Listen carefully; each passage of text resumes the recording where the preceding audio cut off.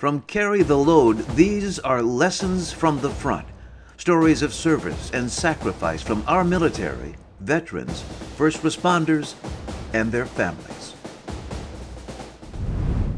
My dad's a total stud. He's one of my idols in my life. I'm incredibly impressed. Came over here when he was 15, came through Ellis Island, had nothing. Where'd he come from again? He came from Palestine, when Palestine was a country, now Israel. He, like I said, came through Ellis Island at 15, had to get to his sponsor family in California, hopped trains all the way across the country, which you can imagine the train system now trying to get across the country. I just took the train. That's another conversation. I'm sure it was a lot worse back then when he did it 50 some years ago. Maybe not much. Yeah, maybe it hasn't improved that much. You're probably right. But he had $60. That was all he had. He had $60 and made his way across country. And then came and got a college degree, got a master's degree, ended up being, vice principal of school, president of the school board. So incredibly accomplished guy, but again, never made any excuses, just put his head down and got it done. So how did that help you in life, growing up the son of an immigrant? It's ambiguity is what I learned growing up in the military. That's a skill that you have to have in life. Is you never know what's going to come next necessarily, so figure it out when it comes. And my dad obviously demonstrated that. And I don't know that he was purposeful or intentional necessarily about teaching that. I don't remember that word ever being used, but it was kind of like, hey, you never have any excuse for anything. You just need to go work hard and figure it out and get it done. Okay, we'll do that, Dad. And he was hard on us. So was Mom. They were both hard on us. They had high expectations. Hard or firm? They were firm. Yeah, hard's probably the wrong word. They were firm. They had high expectations for us in a good way. Incredibly loving, though. So you knew you always could make a mistake, and they'd give you a hug, and then they'd tell you, okay, now go try again. Get it done. Work hard. So you end up at the Naval Academy. And it makes sense that you were in the SEAL teams, given the fact that you were a goalie on the water polo team. But walk me through how you got to be selected for the teams. It's a funny story, Todd. I don't know if I've told you this one. I was recruited to the Naval Academy to play water polo. Had I not been, I wouldn't have gotten in because my grades and SATs were good, but not good enough to get into the Naval Academy. On their own merit? On their own merit, no way. But I played water polo, so I got recruited. And probably halfway through my freshman year at the academy, my plebe year, I realized that academically, this was a lot harder than I realized it was going to be. I'm struggling on my grades. I spent more time in the pool than I spent in class every week, because we did a lot of training. So my decision was quit the water polo team. I'll be able to spend another 8-10 hours a week studying so I can get my grades up so that I can become a SEAL, because that's what I wanted to do. But I had been recruited to play water polo. I was a goalie, like you said, on a team. They had one other goalie. So if I quit, now the team can't scrimmage. They've only got one goalie. If he gets hurt, they don't have another goalie. The team's screwed. And so I said, I'm not going to quit the team. That's not the right thing to do. So I kept playing. Let the chips fall where they may. Yeah. I ended up middle of the class, graduating from the academy. But our senior year, they changed the criteria for SEAL selection. Very different than it had ever been. And it turned into a third was based on your grades, a third was based on a PT score, and a third was based on an interview with a panel of SEAL officers. So I went into the panel, and I'm sitting there, and they said, series of questions. Finally, they said, we got to one. They said, you're a water polo player, aren't you? I said, yes, sir. That takes a lot of time. Yes, sir. That probably, fast forward, you probably could have got better grades if you had quit the water polo team, huh? Absolutely. It took a ton of time. I almost failed out freshman year because I couldn't get, barely got a D in chemistry. So why didn't you just quit the team, spend more time studying? Told them what I just told you. I said I was recruited to play water polo. The team needed me. I wasn't going to do that. And I wasn't trying to give the right answer. I was just giving the honest answer. You're just being honest, yeah. Yeah. And I said that, and they all looked at each other and nodded their heads. And I thought, oh crap, I think I just said the right thing. Is that the feeling you had? Oh yeah, I was like, that was a good answer. Anyways, I ended up getting a SEAL billet, and there were people that had a higher rank than me in the class, one of which who had actually quit their team freshman year, who was recruited to play and had quit their team. I knew him really well. He didn't get one. And that was the reason, because they asked him the same question, and when he said that, same exact scenario. Same exact scenario, and he told me later, he said, I gave my answer, which is I wanted to focus on my grades, and they said, so you let your team down. You quit the team so you could focus on your individual grades so you get a SEAL. And that didn't go well. And he didn't get a billet. That was a powerful example for a fairly young, still impressionable guy in his early 20s. Don't let the team down. Of course, I had learned that many times over the years before that, being an athlete, but boy, that was a powerful example for me. So you come out of the academy, you get your opportunity to be a SEAL. You succeed at that opportunity, and then you get out altogether 5 years later in 2000, correct? Right. So just prior to 9/11, you leave active duty. Anything significant on your time on active duty in the SEALs that stands out to you? No, it was peacetime.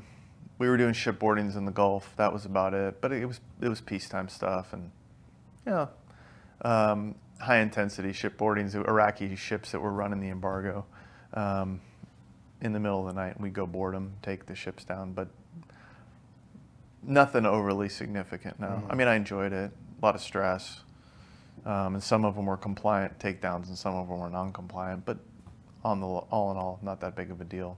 So pretty uneventful active duty period. Yeah. 9/11 hits, you don't make any immediate moves, but the itch started itching more and more. But I did end up getting in the reserves. I had gotten out completely. I was in the inactive reserves. I got back in the active reserves a couple of years later after I graduated from business school and got my first job. And then in 2005, I ended up going over to Iraq with the reserves. And so when you went to Iraq, what were you there to do? What was your mission? What was your role? I was a staff guy, so I was pretty senior. I was an 04 lieutenant commander, and my job was to be an individual augmentee on a staff in Iraq. What does that mean for people, an individual augmentee? So you typically think of the military as units deploying, platoons, task units, companies deploying all together. That's typically what happens. In a war, they have holes that they need to plug, and so they have individuals that will go and plug holes. So I was on a staff. It was a special operations task force. So we had Army, Navy, Air Force, Marines. We were all in a base together in a building, and we were the special forces coordination for all of Iraq. And I was at the desk that handled coordination for the SEALs in Iraq. So all the SEAL missions that were happening, they'd all be run through me. So I had visibility into everything that was going on, so I could coordinate with the other groups, the other special forces in the country. And this was what year? 05 is when I went around Thanksgiving. 05, okay. So you missed, and you were in Anbar province. I was in Balad, which is about, 50 miles north of Baghdad. Okay. And so there's a lot going on at that time, though. Now, you missed both Fallujah battles, but there was a lot of hangover from that. And it sounds like you were there during Ramadi. That's a lot right. going on in Ramadi. Yeah, it was, it wasn't good. I mean, there was 30, 35 U.S. soldiers dying a day on average when I was there. So it was. Is that right? There were that many? It was a lot. It was one of the higher points in the war. Yeah, as I recall, that was the number. It was a lot. So as a staff officer, and you're coordinating the the movements of the SEAL teams in conjunction with other special forces as well as the other ground units. What was a normal day for you? It was. And I definitely don't want to overplay it. I won't say I was coordinating. I was guy collecting the information just so that everybody knew what everybody's doing. I mean, because there were times when we were going to go hit a target that night and somebody else had that same target that they were thinking about hitting. So we were kind of doing deconfliction up there. We would brief every night on what the ops were for the different groups, so that if anybody saw an op, and every once in a while we'd say we're going to hit this one, and somebody else will say, we're planning on hitting that one in a week. Can you hold off? We're still waiting to get intel from this or that. Sure, we'll back off. You guys go ahead. So it was more of that. So I wasn't physically directing people on what to do. I was more collecting information, helping deconflict. And if the group's if the team, in a way, there's a lot of leadership in that piece right there. If you look at it from a corporate standpoint. Well, 100%. And I have this conversation a lot with people on my team. I didn't have any direct control over any of the SEAL forces in country. It was all influence. And so I had to help them want to communicate with me. They didn't have to tell me everything, but I wanted them to because I could probably make their lives easier. But if I tried to take control, then they wouldn't want to tell me anything. You know what I mean? Sure. The same lessons in corporate America. I have somebody on my team, and I've been he's done a phenomenal job. We started working together a couple of years ago, and he didn't control a lot of the stuff that he needed to get done. And I said, you're going to learn a lot about influence leadership, because you're not going to control a lot of things here, but you're going to have to get multiple groups working together to get something done. And that's going to be the biggest lesson you're going to take out of this job. And he's done a phenomenal job at it. And he influences people 1 and 2 levels above him in the company. The things that he comes and tells me that he got done, I'm like, oh, fantastic job. So, but it was very similar in Iraq. I have to show my value and show my worth so that they'll want to work with me, and then I can hopefully be helpful. We kind of touched on this earlier. Most people think the military is dictatorial, for lack of a better word. You will do this, and you're going to go here, and you guys go over here. And there is some truth to that in certain aspects, but in the Special Forces community, yeah, far from that. It's far from that. Yeah. Explain to people how that works. I will also say, if you watch what's going on in Ukraine with the war, a lot of the criticism of Russia is they are still operating as the U.S. military, some might say, operated 30, 40 years ago, in a very top-down, you do what you're told when you're told to do it. Almost longer, actually, like closer to World War II in Korea, I would say. Yeah. We give our forces on the ground, special forces or not, a lot of autonomy. The Russians still do not. At least that's what I've read, and I don't have firsthand knowledge, but that's not a good way to run a military. No. Not in a high-tech world like now. No way. But yeah, so the special forces have a lot more autonomy than the average military unit does. And, you know, operating in that environment, you just got to be nimble, and you got to build relationships quickly and show your value, or you get quickly left behind. But again, I don't want to overplay it like I was the most important guy there, because I definitely was not. The guys on the ground were. Well, you tell a story about, and you kind of touched on this earlier. You tell a story about how you had to beg, borrow, and steal to get home. And you kind of related that to your father's journey from Ellis Island, actually from Palestine through Ellis Island all the way to California. Yeah. Walk me through that again, because that is really a funny story in a lot of ways, but a scary story. It was actually the trip out there to Iraq. And, you know, first time going to a war zone, so you don't know what to expect. And you're not deploying with a unit, it's just you. I literally got a plane ticket. I got a gun, night vision goggles, and I got a commercial plane ticket. And I went to the they said, hey, you're going to Balad, Iraq, check into the Siege Sodef, and here's the guy's name that you want to check into the in. what? Siege Sodef, Combined Joint Special Operations Task Force. Check in with this person. And I said, okay. So anything else? They're like, your plane ticket's going to get you to Bahrain. Go find the SEALs in Bahrain. There's a unit there. And that was kind of it. So I get on a plane. I end up in Bahrain. I go to the unit.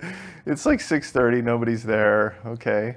I'll go find somewhere to sleep for the night. I go find the bachelor officer's quarters, sleep there. But the whole thing, there's nothing scripted. They didn't tell me a day to be there. They didn't tell me how to get there. So I go the next day. They said, yeah, there's a plane leaving. There's a plane leaving today at 4:30. There's another one leaving at like 8:30 in the morning. I said, which one should I get on? Which one do you want to get on? Okay, I'll take the one tomorrow morning. I was going to go out with my friend that night who happened to be there. I end up in Baghdad, on an airstrip in Baghdad. I get off the plane. Hey, does anybody know how to get to Balad? Balad? Where's that? And then I just keep asking around, and finally I find a helicopter that's going to Balad. I end up on the air base. Hey, can somebody give me a ride to this place? And it was the Special Forces part of the base. And most people on the base didn't know where that was, because we were right next to the trash dump. And so they always said, just ask them to take you to the trash dump. So I asked somebody to take me to the trash dump finally. I asked a couple times if they'd take me to the Siege of Soda, and nobody knew what that was. I said, can you take me to the trash dump? Like, yeah, kind of out of my way, but I'll take you to the trash dump. So I went to the trash dump, went to the gate, and the guy pointed. That was like just how you got there. And then everything there was like that, because I wasn't with a unit. So every time I needed to go to Baghdad or I needed to go to Ambar, it was, you just kind of figure it out. You don't complain about it. It's just the way it is. Did you ever get into a vehicle with, or a aircraft or some kind of mode of transportation with somebody that you really didn't know for sure? Oh, yeah. That was the right move? I got a ride to an airport one time I was at a forward operating base with Army SF guys, and the next day they said, I said, can you take me to the embassy? Because I've heard there's a helicopter going from the embassy up to Balad, and I need to get back to my home. And they said, yeah, sure. We'll give you a ride. The cops will be here at about 7, the local police, and they'll give you a ride. And I laughed because I thought he was kidding, because the local police in Iraq are corrupt, very corrupt. And so I thought he was kidding. And then sure enough, I go outside at 7. It's me and another Army guy, and there's a bunch of police trucks out there. Hilla SWAT, they were called. And like, you know, pickup trucks with guns mounted on the back, and guys in full balaclavas. Like Toyota pickup trucks? Toyota pickup trucks, yeah. And I'm looking and I'm thinking, well, this might be my last day on earth, because I see what the local police do when they get a hold of Americans.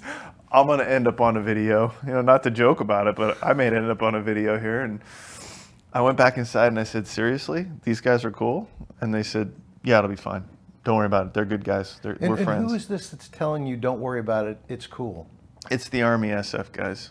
I had spent the night there because I was like hopscotching my way around trying to get back up to my base. And so I spent the day and the night there. And, you know, they were in the middle of town on they were basically, it was like a big old, call it like a mansion. It was one of Saddam's old smaller homes. And they had turned it into a fob, but it was really small. And, you know, you come in and you get the in-brief on here's where the rockets, here's the grenade launchers, and if we get hit, you go over here, because we usually get hit once a month. And so you get the whole in-brief, and you realize this is very much not a friendly part of town. And then the local police show up to give you a ride, and I'm thinking, okay, I just learned this is not a good part of town, and now you're telling me to get in a police car. So we get in the car. And you Army SF guys like to play jokes on us, so... Yeah, that's what I'm thinking, okay. But thankfully, I'm with an Army guy in the back of the pickup truck.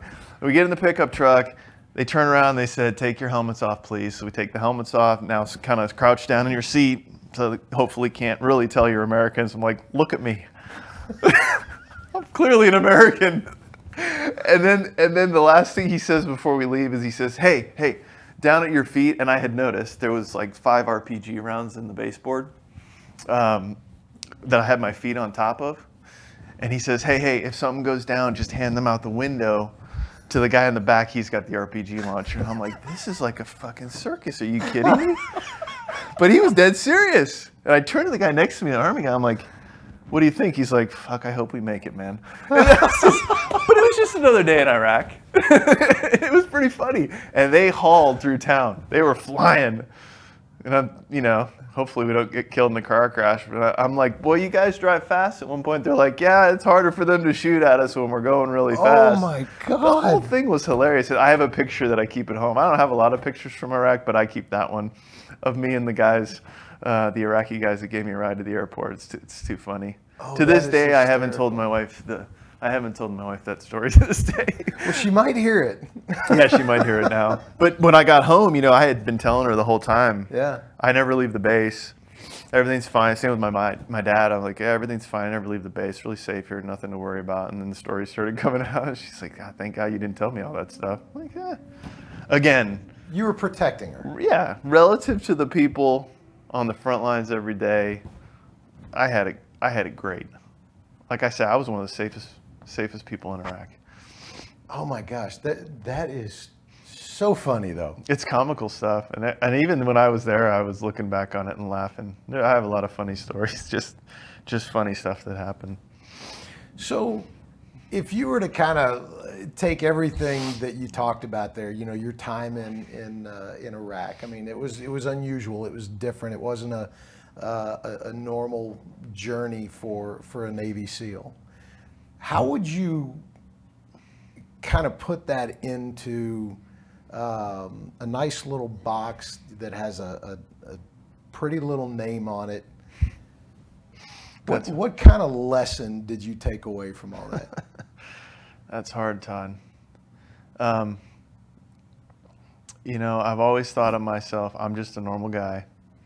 I've had some unique experiences, but they don't make me more special or different than anybody else. I'm not any better than anybody else.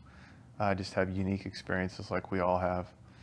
And I sure have it good in life in general. I guess that's how I'd put it in a box. That's awesome.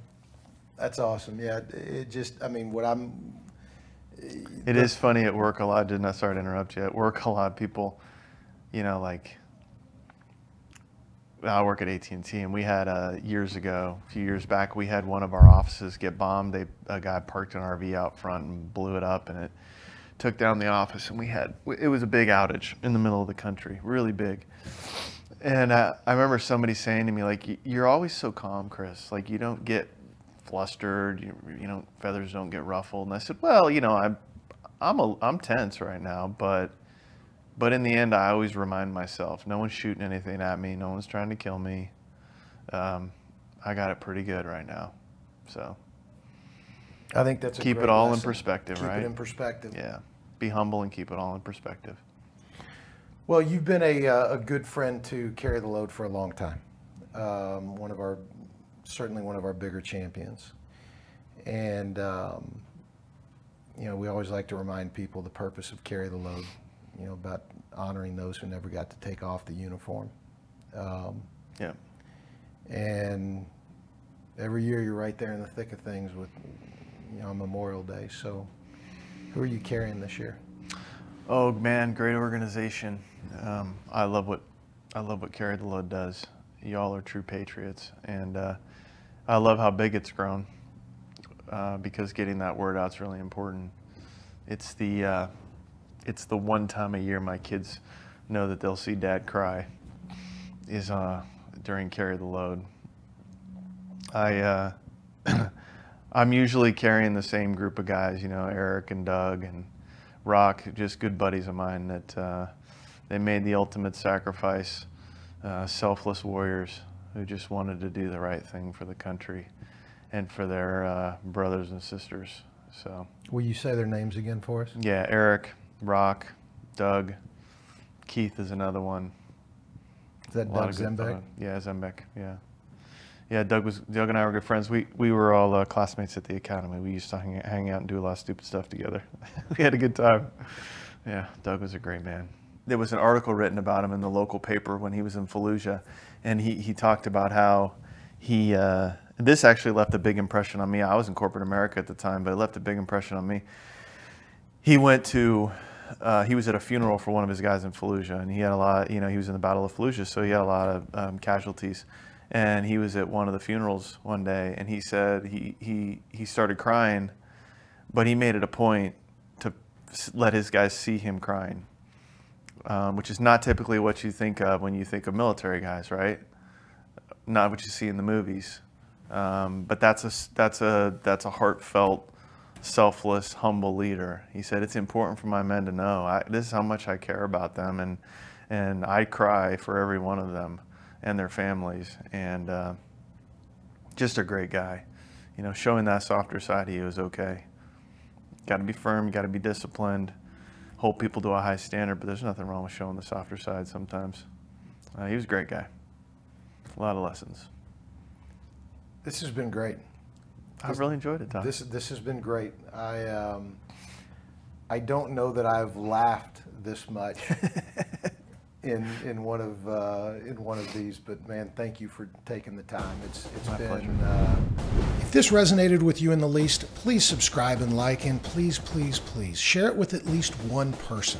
These are the stories that make us uniquely American. These are the stories that preserve the integrity of our nation.